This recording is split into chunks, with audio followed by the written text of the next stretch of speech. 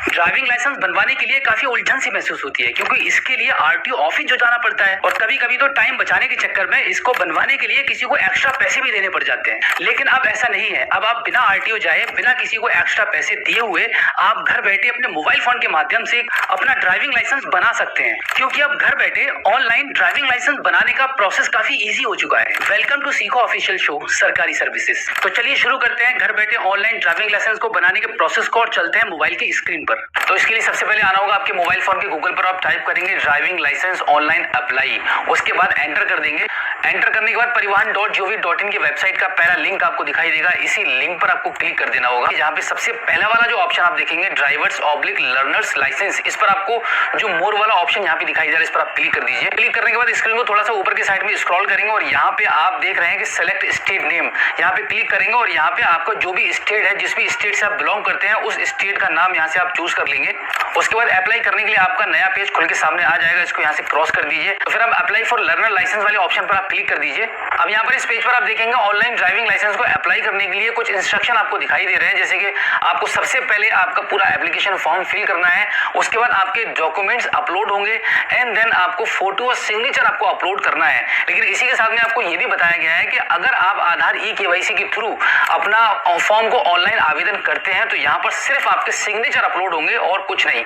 तो चलिए हम आगे बढ़ते हैं और यहाँ पे नीचे जो ऑप्शन आप देख रहे हैं कंटिन्यू का, इस पर हम क्लिक कर देते हैं। क्लिक करने के बाद यहाँ पर देखिए आपको कुछ ऑप्शन चूज करने के लिए मिलते हैं। जनरल है और भी कुछ नीचे ऑप्शन आपको दिखाई दे रहे हैं, बट आपको हमेशा जनरल वाले ऑप्शन को ही टिक करना है। ये पहले वाले ऑप्शन पे जो टिक है वहीं पे टिक रहने दीजिए। सबमिट कर दीजिए। सबमिट वाया आधार ऑथेंटिकेशन वाले ऑप्शन पर हम क्लिक कर देंगे और उसके बाद इसको सबमिट कर देते हैं। इसको हम पहले ओके कर देते हैं। तो यहाँ पे हम आधार वाले ऑप्शन को चूज कर लेते हैं। दो ऑप्शन मिलते हैं आपको बेसिकली, पहला आपको मिलता है आधार, फिर दूसरा मिलता है वर्चुअल आईडी। दोनों के माध्यम से आपका काम हो जाएगा, लेकिन अमूमन लोगों के पास आधार नंबर होता है, तो हम यहाँ पे आधार को चूज कर लेते हैं। आधार चूज करने के बाद यहाँ पे आप नीचे देखेंगे आपको आपका आधार का नंबर यहाँ पे एंटर करना होगा। तो यहाँ पे हम आधार का नंबर एंटर कर देते हैं। आधार नंबर एंटर करने के बाद जनरेट ओटीपी जो लिखा हुआ है, इस पर आप क्लिक कर दीजिए। इस पर क्लिक करने के बाद आप देखेंगे आपके आधार कार्ड में जो नंबर रजिस्टर्ड है उसके लास्ट के 4 अंक यहाँ पर आपको दिखाई दे रहे हैं। इस नंबर पर आपका ओटीपी चला गया है, वो ओटीपी आप यहाँ पे एंटर करेंगे। ओटीपी हमने एंटर कर दिया है। उसके बाद आप यहाँ देखेंगे टर्म्स एंड कंडीशन आपको एक्सेप्ट करनी है, यहाँ पे टिक कर दीजिए और नीचे भी आप टिक कर दीजिए और यहाँ पर भी आप टिक कर दीजिए। अब फाइनली आपको क्या करना होगा, यहाँ पे ऑथेंटिकेशन जो लिखा हुआ है यहाँ पे आप क्लिक कर दीजिए। उसके बाद आप देखेंगे आपके आधार कार्ड में जो डिटेल्स है, आपकी जो पर्सनल इन्फॉर्मेशन है वो यहाँ पे आ चुकी है। तो यहाँ पर आप ऊपर की साइड में स्क्रॉल करेंगे और इसको सिंपली आपको भरना नहीं है, जो ऑलरेडी भर चुका है फॉर्म, आप यहाँ पे इसको प्रोसीड कर दीजिए। प्रोसीड करने के बाद आप इसको ओके कर दीजिए। ओके करने के बाद आप देखेंगे यहाँ पे आपकी जो डिटेल्स आ रही है वो कंटिन्यू यहाँ पे आपके आधार कार्ड के थ्रू भरी जा चुकी है ऑलरेडी। अब यहाँ पे आपको कुछ भी नहीं करना है, बस आप देख लीजिएगा।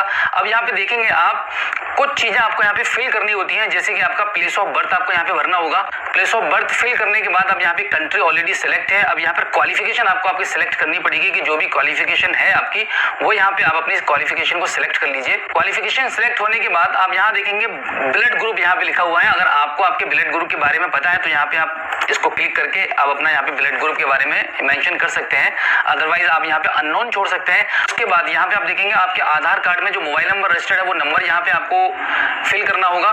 मोबाइल नंबर फिल करने के बाद यहाँ पे आप चाहे तो एक कोई अपना अल्टरनेटिव मोबाइल नंबर भी दे सकते हैं। इसी के साथ में यहाँ पे आइडेंटिफिकेशन मार्क भी आपको लिखना होता है, जैसे कि बॉडी में आपके कोई भी निशान है जिससे कि आपकी पहचान हो सकती हो, वो यहाँ पे आप चाहे तो फिल कर सकते हैं, अदरवाइज आप इसको खाली छोड़ दीजिए। उसके बाद आपका जो स्टेट है, आपका डिस्ट्रिक्ट है, वो यहाँ पे ऑलरेडी आपके आधार कार्ड की डेटा के हिसाब से भरा हुआ होगा, बट यहाँ पे अब आपको आपकी तहसील चूज करनी है। हम तहसील यहाँ पे चूज कर लेते हैं। अब यहाँ पे हम देखेंगे नीचे की साइड में आपको आपका गाँव या टाउन जो भी है आपका, आपकी तहसील के अकॉर्डिंग यहाँ पे आपको चूज करना होगा। गाँव सेलेक्ट करने के बाद आप देखेंगे यहाँ पे आपका जो कंप्लीट एड्रेस है वो ऑलरेडी भरा हुआ है पिन कोड के साथ में। अब यहाँ पर इसको आप थोड़ा सा ऊपर की साइड में स्क्रॉल करेंगे। उसके बाद आप देखेंगे यहाँ पे आपको आपका व्हीकल चूज करना पड़ेगा कि आप जो लाइसेंस बनवाना चाह रहे हैं, किस प्रकार का लाइसेंस बनवाना चाह रहे हैं, किस प्रकार का वाहन आप चलाएंगे। तो यहाँ पे motorcycle with gear non transport लिखा हुआ है, इसको आपको सेलेक्ट करना है। और इसी के साथ में अगर आपको 4 व्हीलर भी ड्राइव करनी है आपके ड्राइविंग लाइसेंस के थ्रू, तो फिर आपको लाइट मोटर व्हीकल यानी कि LMV पे भी चूज करना है और उसके बाद यहाँ पे आपको ओके कर देना है। ओके करने के बाद फिर से उसको ऊपर की साइड में थोड़ा सा स्क्रॉल करेंगे और यहाँ पे 0 सिलेक्टेड लिखा हुआ यहाँ पे क्लिक करेंगे और इन दोनों को यहाँ से आप सेलेक्ट करके इसको यहाँ से ओके कर देंगे। उसके बाद आप नीचे की साइड में आप देखेंगे डिक्लेरेशन के नीचे यहाँ पे ब्लू कलर में सेल्फ डिक्लेरेशन फॉर्म 1 लिखा हुआ है, तो इस पर आपको क्लिक करना होगा। इस पर क्लिक करने के बाद इस पेज पर आपसे कुछ सवाल इसके पूछे जा रहे हैं जिनका आंसर आपको यस और नो में देना है। तो हमने इन सभी इंस्ट्रक्शन को पढ़ के सही से इनका आंसर दे दिया है। उसके बाद यहाँ पे आई हियर बाई डिक्लेयर पर आप क्लिक करेंगे और फिर फाइनली अब हम इसको सबमिट कर देते हैं। सबमिट करने के बाद दोबारा से आपसे कंफर्मेशन मांगी जाएगी, इसको आप ओके कर दीजिए। ओके करने के बाद आप देखेंगे यहाँ पे जो सेल्फ डिक्लेरेशन का जो फॉर्म है वो आपका ओके हो चुका है, इसको आप ओके कर दीजिए। तो अब यहाँ पर सेल्फ डिक्लेरेशन फॉर्म 1 के नीचे आपसे पूछा जा रहा है कि क्या आप अपना कोई ऑर्गन डोनेट करना चाहते हैं। अगर चाहते हैं तो यस कर दीजिए और नहीं चाहते हैं तो नो कर दीजिए। उसके बाद यहाँ पे जो नीचे के साइड में जो कैप्चा कोड आप देख रहे हैं वो फिल करेंगे और सबमिट कर देंगे। सबमिट करने के बाद आपकी स्क्रीन पर एक छोटा सा पॉपअप आ जाएगा जहाँ पे आपको बताया जा रहा है कि आपने जो मोबाइल नंबर एंटर किया था और जो आधार कार्ड में लगा हुआ है, आपके इस नंबर को कम्युनिकेशन पर्पज से यूज किया जाएगा, तो आप इसको ओके कर दीजिए। अब आप यहाँ पे देखेंगे आपका जो एप्लीकेशन है वो एक्सेप्ट हो चुका है, इसको आप दोबारा फिर से ओके कर दीजिए। ओके करने के बाद दोबारा से कंफर्मेशन मांगी जाएगी कि are you sure to submit the details, फिर से ओके कर दीजिए। फाइनली ओके करने के बाद आप देखेंगे आपके मोबाइल की स्क्रीन पर दोबारा से ये पॉपअप आ चुका है जहां पे लिखा हुआ है congratulations your application has been submitted successfully. आप इसको दोबारा से ओके कर दीजिए। ओके करने के बाद यहाँ पर आपको एप्लीकेशन रेफरेंस स्लिप दिखाई देगी, इसको थोड़ा सा ऊपर की साइड में स्क्रॉल करेंगे। अब यहाँ पे आपका एड्रेस दिखाई दे रहा है और यहाँ पे आपका आरटीओ लोकेशन आपको दिखाई दे रहा है।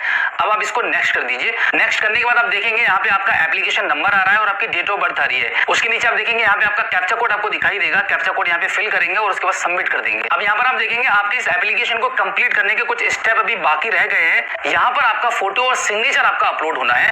तो फोटो और सिग्नेचर को अपलोड करने के लिए आप यहाँ पे क्या करेंगे, प्रोसीड कर देंगे। आप थोड़ा सा ऊपर की साइड में स्क्रॉल कर लेंगे तो देखेंगे यहाँ पे आपका जो फोटो वाला सेक्शन है वो ब्लॉक है, यानी कि फोटो अपलोड आपको नहीं करने देगा क्योंकि जरूरत ही नहीं है, आधार कार्ड वाला फोटो आपका आ चुका है। अब यहाँ पे आपको सिर्फ सिग्नेचर ही अपलोड करना है, तो यहाँ पे आप ब्राउज वाले ऑप्शन पर क्लिक करेंगे। उसके बाद यहाँ से हम अपना सिग्नेचर चूज कर लेते हैं। सिग्नेचर चूज करने के बाद अपलोड एंड व्यूज फाइल पर हम क्लिक करेंगे। अब यहाँ पर हम save photo and signature image file पर हम क्लिक कर देंगे। थोड़ा सा ऊपर की साइड में स्क्रॉल करेंगे। अब यहाँ पे हम फाइनली इसको नेक्स्ट कर देते हैं। अब यहाँ पे आप देखेंगे आपका सिर्फ एक ही ऑप्शन बाकी है, आपको सिर्फ पेमेंट करनी है। तो पेमेंट के लिए आप यहाँ पे इसको प्रोसीड कर दीजिए। अब यहाँ पर आपकी पेमेंट डिडक्ट होने वाली है, तो आप पेमेंट के पेज पर आ चुके हैं। इसको आप थोड़ा सा ऊपर की साइड में स्क्रॉल कर दीजिए। अब यहाँ पे आप स्क्रीन पर देखेंगे यहाँ पे आपकी 350 रुपए की पेमेंट आपकी डिडक्ट होने वाली है। अब इसके नीचे आप देखेंगे यहाँ पे आपको पेमेंट गेटवे के ऑप्शन को चूज करना होगा। यहाँ पे आप क्लिक कर दीजिए। क्लिक करने के बाद आप देखेंगे स्टेट बैंक ऑफ इंडिया का नाम यहाँ पे लिखा हुआ आ जाएगा, इसको आप चूज कर लीजिए। इसको चूज करने के बाद ये जो कैप्चा कोड आप यहाँ पे देख रहे हैं वो यहाँ पे आपको नीचे फिल करना होगा। तो यहाँ पे आप इसको डायरेक्टली पे नाउ पर आप क्लिक कर दीजिए। पे नाउ पर क्लिक करने के बाद आप देखेंगे यहाँ पे आपको आई एग्री वाला ऑप्शन मिलेगा, इस पे आप टिक करेंगे। उसके बाद आप प्रोसीड कर दीजिए। प्रोसीड करने के बाद स्टेट बैंक ऑफ इंडिया का पेमेंट गेटवे का पेज ओपन हो जाएगा। यहाँ पर आपके पास मल्टीपल ऑप्शंस मिलते हैं पेमेंट करने के लिए। आप नेट बैंकिंग के थ्रू पेमेंट करना चाह रहे हैं या फिर कोई किसी अदर बैंक की आपके पास नेट बैंकिंग है उसके थ्रू आप पेमेंट करेंगे, या फिर आप डेबिट कार्ड के थ्रू कर रहे हैं या फिर आप अदर बैंक के डेबिट कार्ड के थ्रू कर पाएंगे। यहाँ पे स्टेट बैंक ऑफ इंडिया के पेमेंट गेटवे को देखकर आप ये नहीं समझना कि यहाँ पर आपको सिर्फ स्टेट बैंक ऑफ इंडिया की सर्विस ही काम करेगी। अदर बैंक की फैसिलिटी अगर आपके पास है जैसे net banking, credit card, debit card, तब भी आप पेमेंट कर पाएंगे। ज्यादातर लोगों के पास डेबिट कार्ड होता है यानी कि एटीएम कार्ड अवेलेबल रहता है, तो यहाँ पर हम अदर बैंक के एटीएम कार्ड को चूज करके यहाँ पे हम पेमेंट करने वाले हैं। तो यहाँ पे हम क्लिक कर देते हैं। उसके बाद आप देखेंगे आपका यहाँ पे 350 रुपए का पेमेंट का रिमाइंडर आ रहा है जो कि आपका डिडक्ट होने वाला है, इसको आप कंफर्म कर दीजिए। अब यहाँ पर इस पेज पर आप देखेंगे आपको पेमेंट करने के लिए आपके जो एटीएम कार्ड है आपके पास उसकी डिटेल्स यहाँ पे फिल करनी है और उसके बाद पे कर देना है। अब यहाँ पे आप देखेंगे आपकी जो पेमेंट है वो सक्सेसफुली डन हो चुकी है, आपके अकाउंट से 350 रुपए डिडक्ट हो चुके हैं। अब यहाँ पे आप देखेंगे आपकी जो पेमेंट है वो सक्सेसफुली डन हो चुकी है और यहाँ पर आप इस पेमेंट की स्लिप को आप सेव कर लीजिए। उसके बाद दोबारा से आप होम पेज पर आ जाएंगे। आपकी पेमेंट सक्सेसफुली डन हो चुकी है। अब आपका लास्ट फाइनल काम रह गया है आपका टेस्ट क्वालिफाई करने का।